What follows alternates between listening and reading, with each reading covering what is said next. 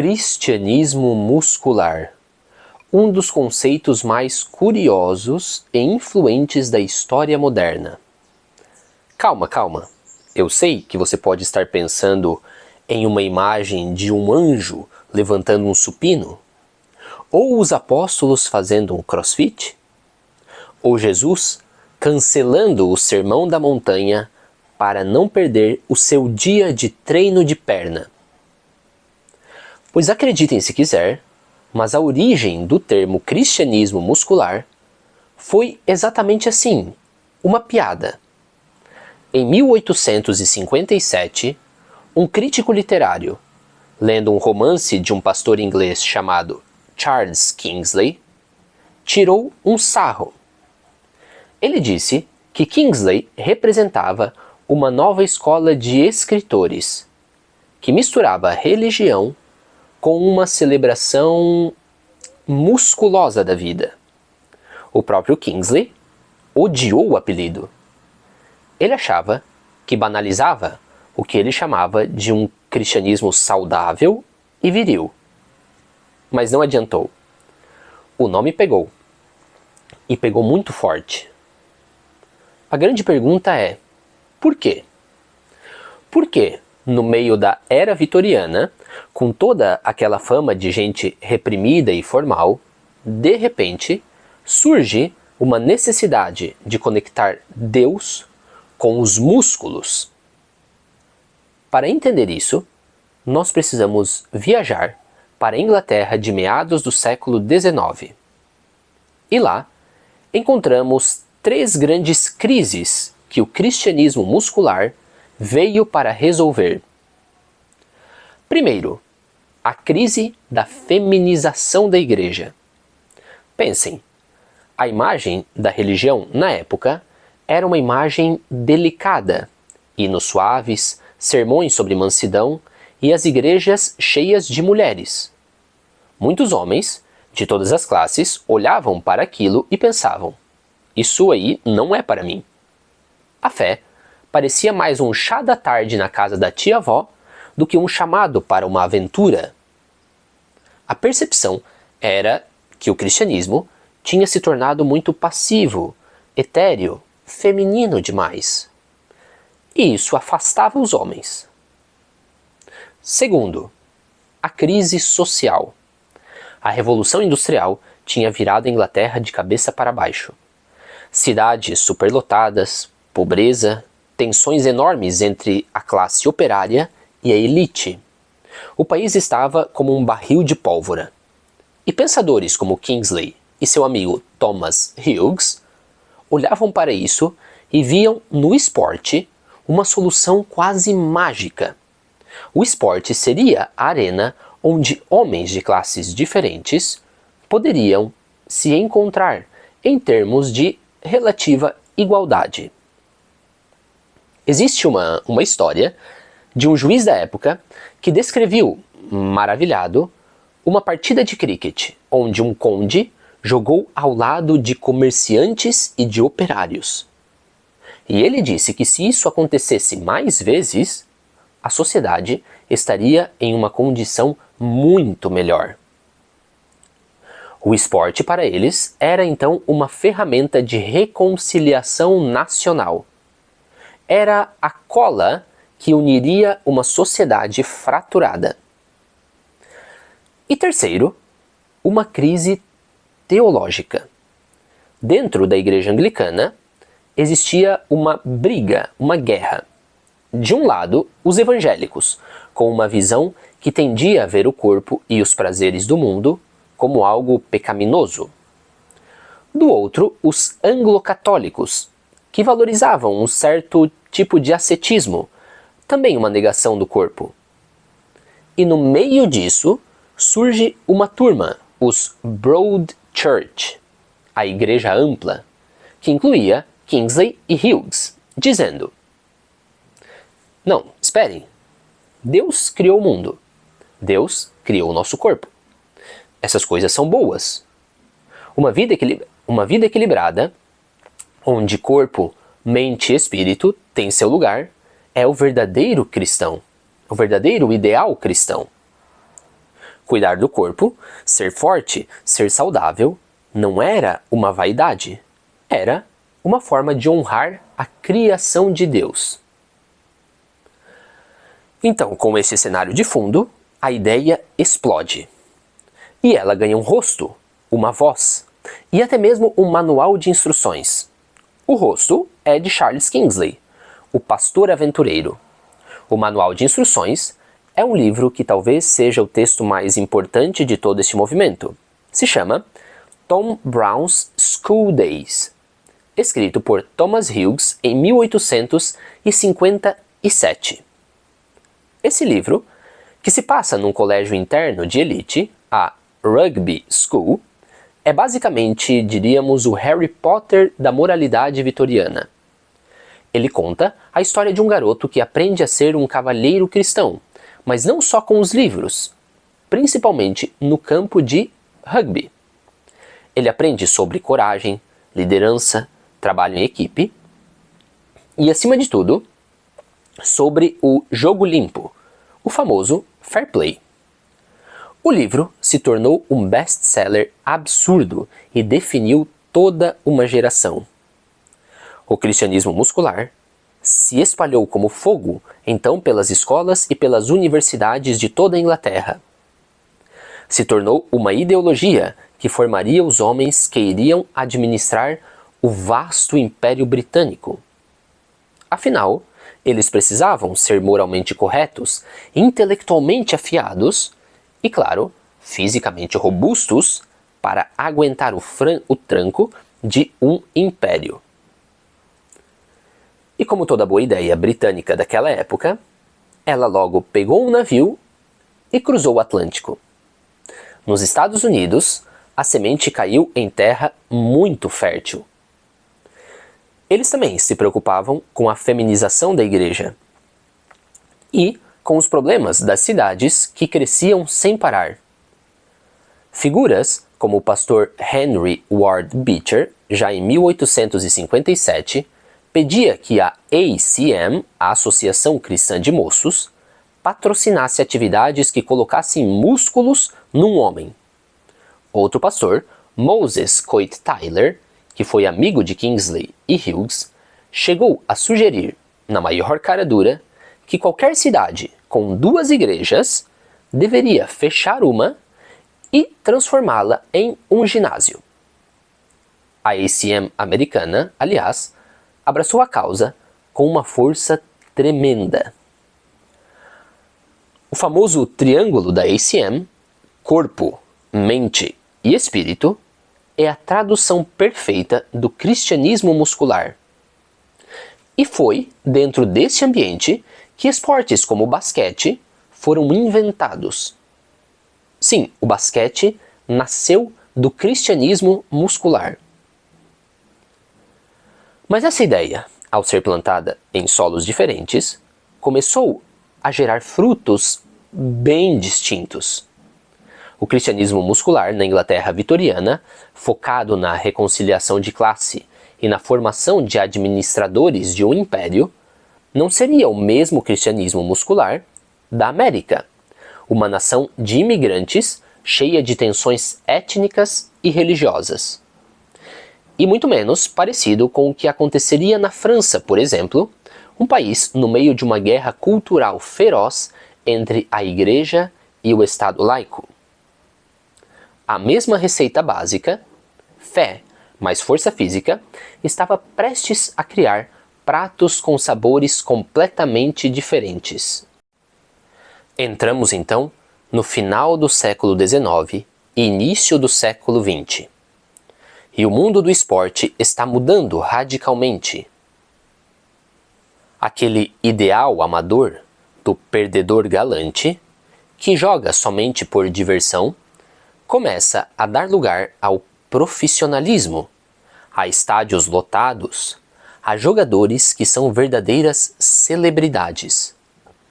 Ganhar não é mais apenas importante, mas é a única coisa que importa. E neste novo cenário, o cristianismo muscular não morre. Ele se transforma. E ele se transforma de maneiras radicalmente diferentes em cada país. É como se a Inglaterra, os Estados Unidos e a França pegassem a mesma receita e cada um decidisse temperá-la com as suas próprias brigas, suas próprias culturas, seus próprios conflitos nacionais. Comecemos pela Inglaterra, o berço do cristianismo muscular. Lá, ele se tornou algo que os historiadores chamam de cristianismo difuso. A ideia perdeu aquela pegada militante e se dissolveu na cultura. Muitos dos grandes times de futebol ingleses, como por exemplo o Aston Villa, nasceram como times de igrejas metodistas, anglicanas. Mas com o tempo, eles deixaram de representar a igreja para representar a cidade ou o bairro. A identidade religiosa se tornou algo secundário nesses times. A religião ainda estava lá, mas de forma suave, mitigada, como uma trilha sonora de fundo. O exemplo mais famoso disto é que até hoje, na final da Copa da Inglaterra, o estádio inteiro canta o hino Abide with Me, Fica comigo. É um momento religioso, mas é parte da tradição nacional, não uma declaração de guerra sectária. Agora vamos atravessar o Atlântico e de novo pousar nos Estados Unidos. E aqui, o tempero vira pimenta pura. A América, dessa época, era um caldeirão de imigrantes. Irlandeses católicos, italianos católicos, judeus do leste europeu, todos chegando e competindo por espaço com a elite protestante que já estava lá. E o esporte virou um palco para essas tensões. Virou uma guerra por procuração. O boxe é um exemplo perfeito disso. Os promotores de lutas eram geniais em explorar essa tensão. Eles colocavam um lutador irlandês contra um italiano, um judeu contra um alemão. Cada soco não era só um golpe no adversário, era um golpe simbólico pela honra da sua própria comunidade.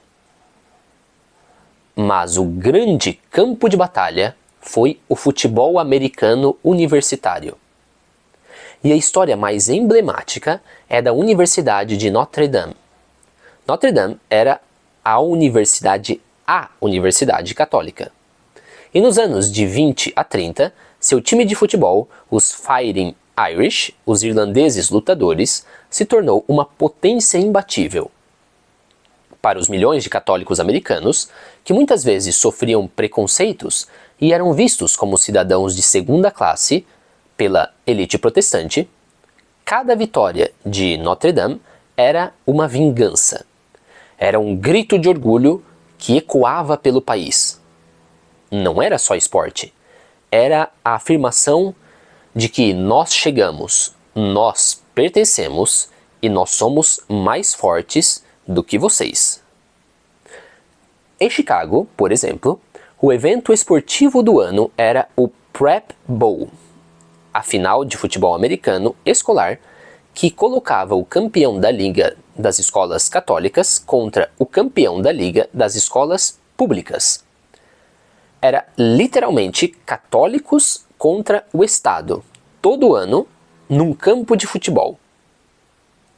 Agora, se nos Estados Unidos a briga era étnica e religiosa, na França a coisa tomou um rumo mais político. A França vivia uma guerra cultural pesadíssima entre a Igreja Católica e a República Laica e Secular. E adivinha onde essa guerra foi parar? Nos estádios. Na França, o esporte do momento era a ginástica, vista como uma forma de preparar a juventude para uma eventual guerra de revanche contra a Alemanha. E o que aconteceu? Foram criadas federações esportivas rivais. Em 1873, surgiu a Federação Nacional, vista como republicana e liberal. Em resposta, os católicos criaram a sua própria federação em 1903. E os socialistas também criaram uma deles, em 1907. Imagine, você tinha o time de futebol do partido, o time de ginástica da igreja. Seu uniforme, sua bandeira e seu hino. O esporte era uma manifestação política. Em 1905, a final do campeonato francês de futebol foi entre o campeão da Liga Republicana e o campeão da Liga Católica. Os católicos venceram por um placar apertado, e a imprensa católica tratou a vitória não como um triunfo esportivo, mas como um triunfo religioso e político. Eles também organizavam desfiles gigantescos, com milhares de ginastas católicos marchando em formação. Era uma demonstração de força, de masculinidade e de saúde. Era uma resposta visual às acusações de que os católicos eram afeminados, enquanto os republicanos, por sua vez, usavam seus eventos para mostrar que não eram os bêbados degenerados que a propaganda católica dizia. Então, uma mesma ideia inicial se fragmentou em três realidades muito distintas. Na Inglaterra, um cristianismo suave, parte da cultura nacional. Nos Estados Unidos, uma arena para conflitos étnicos e religiosos. E na França, uma arma de guerra na guerra entre a Igreja e o Estado. Mas a história, como sempre, dá mais uma virada de roteiro. A partir dos anos 60, o mundo muda novamente. Uma revolução cultural, comercial e tecnológica varre o planeta. E o cristianismo muscular vai passar por a sua mais radical transformação. Enquanto na Europa parece se divorciar dessa mistura de fé e esporte, os Estados Unidos mergulham nela de uma forma tão intensa que criam um fenômeno global que vemos até os dias de hoje. O atleta nascido de novo, que usa a sua fama como um púlpito. A televisão entra em cena, o dinheiro começa a jorrar, a comercialização explode. Os jogadores deixam de ser os heróis locais para se tornarem ícones globais, marcas ambulantes. E neste novo mundo, o que acontece com a velha ideia de unir fé e força? Acontece uma virada de 180 graus, um verdadeiro paradoxo. Enquanto a Europa começa a se secularizar em altíssima velocidade, os Estados Unidos vivem uma explosão de religiosidade no esporte, criando o que um jornalista chamou de esportianidade. Olhemos primeiro para a Europa. Na França, aquele poderoso movimento esportivo católico entra em profunda crise. Por quê? Por vários motivos. Os próprios católicos mais progressistas começam a achar essa ideia de um gueto esportivo meio ultrapassada. Com a crise de vocações, já não havia tantos padres esportistas para organizar os times. Os centros esportivos municipais ofereciam instalações muito melhores. E no fim das contas, a juventude só queria jogar bola, sem o peso de uma bandeira religiosa ou política para defender. Na Inglaterra, o movimento é em direção ao atleta como um ícone de marca. E o ícone ideal para os publicitários é aquele que agrada a todos. Ele não pode ser muito específico em suas crenças, seja na política ou na religião, para não alienar nenhum consumidor em potencial. O exemplo perfeito disso é uma citação do astro de futebol David Beckham. Perguntado se ele e a esposa Vitória iriam batizar o próprio filho, ele respondeu: sim, nós definitivamente queremos que o Brooklyn seja batizado, mas ainda não decidimos em qual religião. Essa frase resume perfeitamente o espírito europeu, uma espiritualidade vaga, pessoal e, acima de tudo, que não atrapalhe os negócios. Agora, vamos para os Estados Unidos novamente, onde acontece exatamente o oposto. A partir dos anos 70, o cristianismo evangélico, que parecia estar adormecido, ressurge com uma força monumental. E o esporte se torna um de seus principais palcos. O evangelista Billy Graham chegou a afirmar, nos Estados Unidos, nos anos 70, que havia mais cristãos nascidos de novo entre os atletas profissionais do que em qualquer outra profissão. Mas o que aconteceu? Surgiram organizações poderosíssimas, como a Fellowship of Christian Athletes, FCA, ou a Athletes in Action, focadas em evangelizar atletas de colégios, universidades e ligas profissionais. Eles criaram uma espécie de linha de produção do atleta cristão. Muitos vêm de lares religiosos, conseguem bolsas de estudo em universidades, onde a presença evangélica é fortíssima, e lá se convertem ou fortalecem a sua fé. Ao chegarem nas ligas profissionais, eles então formam grupos de oração, convertem colegas de time e às vezes até convertem os próprios treinadores.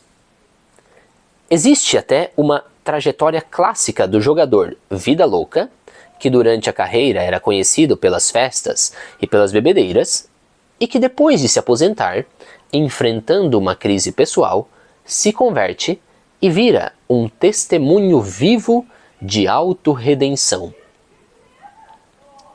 E o epicentro deste movimento foi o futebol americano e o sul dos Estados Unidos, o famoso cinturão da Bíblia. E o estilo deste novo cristão muscular é muito diferente daquele da era vitoriana.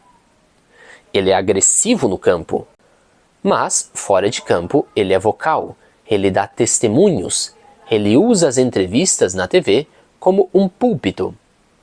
Agradecer a Deus, depois de um touchdown, não é só um gesto, é um ato de evangelização. E mais, esse movimento se conectou profundamente com a política conservadora. Vários atletas famosos, como Steve Largent e J.C. Watts, depois de se aposentarem no futebol americano, se tornaram congressistas pelo Partido Republicano. A simbiose entre religião conservadora, política conservadora e a cultura do esporte se tornou uma das forças mais poderosas da sociedade americana. Então, o que podemos concluir de toda essa longa jornada? Primeiro, que a história é muito mais complexa do que a simples divisão entre América religiosa e Europa secular. As diferenças dentro da Europa, como vimos, entre Inglaterra e França, foram gigantescas. Segundo, a relação entre fé e esporte teve dois momentos de virada cruciais. No final do século XIX, quando os caminhos começaram a se separar, e nos anos 60 e 70, quando aconteceu essa grande inversão. A Europa se afasta da mistura, enquanto os Estados Unidos mergulham nela de cabeça. E assim, uma ideia que nasceu como uma piada na Inglaterra vitoriana, viajou pelo mundo se adaptando, se transformando, servindo a propósitos que os seus seguidores jamais poderiam imaginar. Na próxima vez que você ver um jogador apontando para o céu, depois de um gol, fazendo o sinal da cruz, ou um lutador de MMA com uma cruz tatuada no peito, ou ler a biografia de um atleta que fala sobre a sua fé, você já sabe. Você já sabe que aquilo não é apenas um gesto isolado. É o eco de uma história de mais de 150 anos, uma história de impérios e revoluções, de conflitos sociais e batalhas culturais intensas. Uma história que continua até hoje a ser escrita nos campos, quadras e arenas do mundo inteiro.